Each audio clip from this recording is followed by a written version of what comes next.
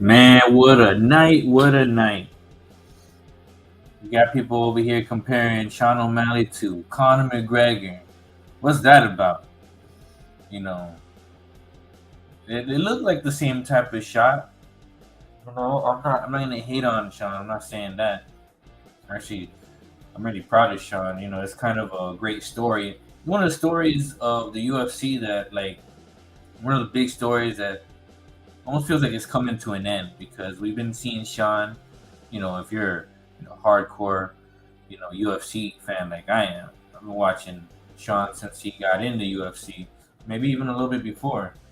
I think it was in LFA or something, and right away everybody knew he had a bright future. So he started off with a couple knockouts, couple walkaway knockouts, and the competition got a little bit tougher. He had that leg injury, and just years of putting in work paid off. So congrats to Sean O'Malley. You know, he has a bright future now. Last night after the fight, he went on to talk about fighting Tank Davis.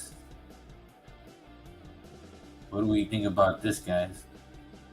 Tank Davis. Tank Davis would knock Sean out. And that's what I think. Sean has some pretty good hands, but it's just different with the gloves on. Also, uh, he's just not the most. He's pretty technical. I just don't see it. I just don't see it working.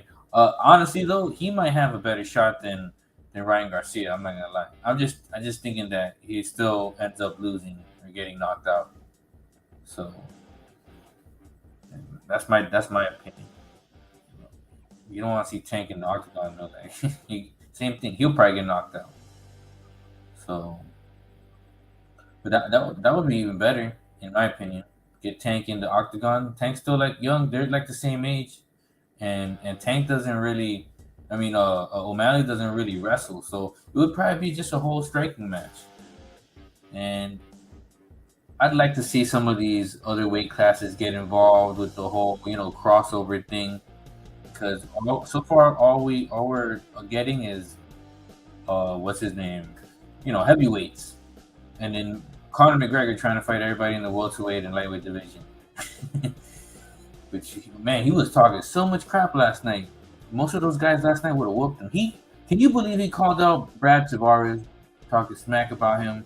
I didn't read all the posts that he put out, but man, could you imagine him versus Brad Tavares? He has not one shot. Brad Tavares will do what he wants with him, and the champ won't be able to do nothing. So that's my take on that too. Connor, he got an easy win yesterday with Brad Katona. I bet he gave him a nice little compensation for that. It was a cheap win because it was originally on Chandler's team, but what are you gonna do? The internet's absolutely blazing with tweets all across the board. Guys calling each other out. Ryan Garcia saying Sean O'Malley needs to shut up. that's another matchup that I think that would be good for Sean.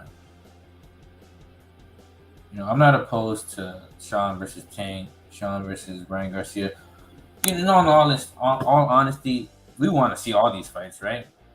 You know, maybe they should think about making like this one company that has all these different rules, and you could just pick a sport, and we're gonna compete in that.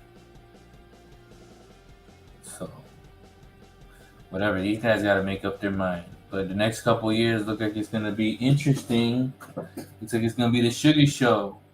Sean O'Malley went on to say that he's gonna be taking over for quite some time.